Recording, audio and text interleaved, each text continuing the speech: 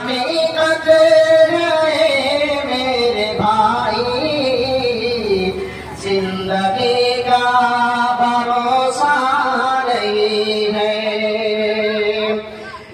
سمجھایا کہ تمہارا کوئی کام ایسا نہ ہو تم دوسروں کے لیے مسائل مت کھڑے کرو، تم دنیا کے لیے آسانی پیدا کرنے کے لیے بھیجے گئے ہو، تم دنیا کے لیے پریشانی پیدا کرنے کے لیے نہیں بھیجے گئے۔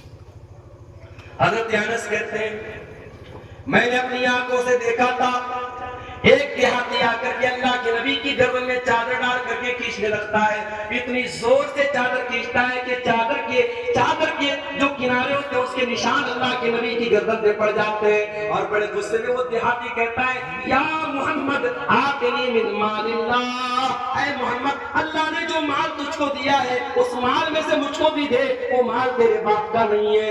اتنی بدتمیزی کے ساتھ، اتنی گستاخی کے ساتھ، اور گلے میں چادر ڈال کے کھینچ کے اس نے اللہ کے نبی کے ساتھ اتنا بدتمیزی بھرا مطالبہ کیا۔ او لوگوں میں قربان جاؤں اس نبی کے اوپر، میں قربان جاؤں اس نبی کے اخلاق کے اوپر۔ نبی نے اس دیہاتی کی اس جہالت کا جواب ہنس کر کے مسکرا کر کے آپ نے کہا کوئی بات نہیں، جاؤ میں تم کو، آپ نے صحابہ سے کہا جاؤ یہ جو مانگ رہا ہے اس کو مال دے دو، آپ نے اس دیہاتی کی اس گستاخی کے جواب میں بھی کوئی بات نہیں کی۔ نبی رحمت کا یہ پیغام ہے ہمارے اور آپ کے لیے، وَعَارِزَ الْجَاهِلِينَ، کہ جاہلوں سے بھی منہ مت لگو، جاہلوں کا جواب صبر و تحمل سے کر کے آگے۔ میرے نبی انسانیت کی طلب رکھتے تھے میرے بھائیوں اپنے دل کے اندر۔ میرے نبی کا ایک ہی مشن تھا، انسانیت کیسے جہنم کے راستے سے بچ جائے اور جنت میں کیسے چلی جائے، ایمان کے راستے پر کیسے آ جائے، توحید کے راستے پر کیسے آ جائے، یہی میرے نبی کی ساری زندگی کا مشن تھا۔ میرے نبی نے اپنے لیے کچھ بنایا، کوئی پراپرٹی بنائی، کوئی اپنے بچوں کے لیے کوئی گھر بنایا، ساری زندگی مٹی کے چھوٹے چھوٹے حجروں میں نبی کی بیویوں نے زندگی گزاری ہے۔ جب ولید بن عبد الملک کے دور میں جب ان کمروں کو توڑا جانے لگا تو مدینہ کے بچے رو رہے تھے، مدینہ کی عورتیں رو رہی تھی، حضرت سعید بن مسیب زندہ تھے وہ رو رہے تھے، انہوں نے کہا کاش یہ کمرے باقی رہے، دنیا دیکھے کہ نبی کی بیویوں نے، نبی کے اہل بیت نے، نبی کی فیملی نے کیسے گھروں میں رات گزاری، دن گزارے ہیں، کیسے گھروں میں زندگی گزاری۔ نبی کا انتقال سوموار کے دن ہوا، اتوار کی رات میں نبی کی حیات مبارکہ کی آخری رات میں نبی کے گھر میں جو چراغ جلتا ہے وہ چراغ ایک پڑوسی سے ادھار لیے ہوئے تیل سے جلتا ہے۔ یہ زندگی گزاری ہے نبی نے۔ میرے بھائیوں، میرے نبی نے اپنے لیے کچھ نہیں بنایا، اپنے بچوں کے لیے کچھ نہیں بنایا، میرے نبی کا ایک ہی مشن تھا، انسانیت کو کیسے جہنم کی آگ سے بچایا جائے، انسانیت کی ناؤ کو کیسے پار لگایا جائے۔ اور اس قدر آپ کو یہ چنتا تھی کہ اللہ قرآن میں کہتا ہے فَلَعَلَّكَ بَاقِعٌ نَفْسَكَ عَلَىٰ آثَارِهِمْ إِن لَّمْ يُؤْمِنُوا بِهَٰذَا الْحَدِيثِ أَسَفًا۔ اے نبی، آپ کو لوگوں کے ایمان لانے کی اتنی چنتا ہے، اتنی فکر ہے کہ اس چنتا میں آپ اپنے آپ کو ہلاک نہ کر دیں، اپنے آپ کو ختم نہ کر دیں۔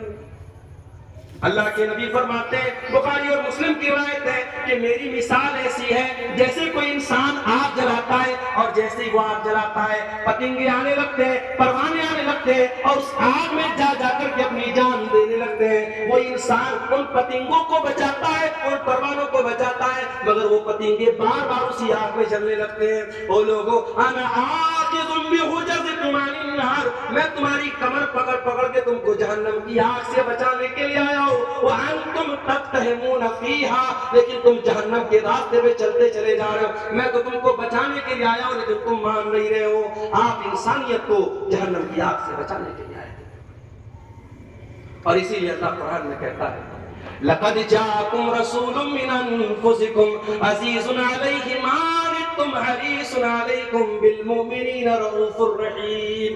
او لوگو، ہم نے تم کو وہ نبی دیا ہے جو اپنے سے زیادہ تمہارا فائدہ چاہتا ہے، وہ تمہیں تکلیف پہنچتی ہے، آنسو میرے نبی کی آنکھوں سے گرتے ہیں، تمہاری تکلیف کا درد کا احساس میرے نبی کو ہوتا ہے، وہ تم پر جان چھڑکتے ہیں، وہ نبی تمہارے اوپر جان چھڑکنے والے نبی ہیں۔ انسانیت کے مسیحا بن کے آئے میرے سماج کے وہ طبقے جو دبے طبقے تھے، کچلے طبقے تھے۔ مزدور کو کون پوچھتا ہے؟ مزدور کا حق کوئی مار کے چلا جائے کون پوچھنے جاتا؟ وہ غریب بیچارہ کس سے لونے جائے گا؟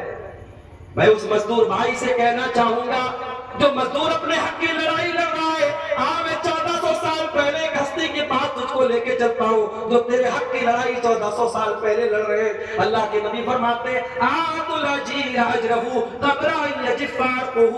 او لوگوں مزدور کی مزدوری دے دیا کرو اس کا پسینہ سوکھنے کے پہلے.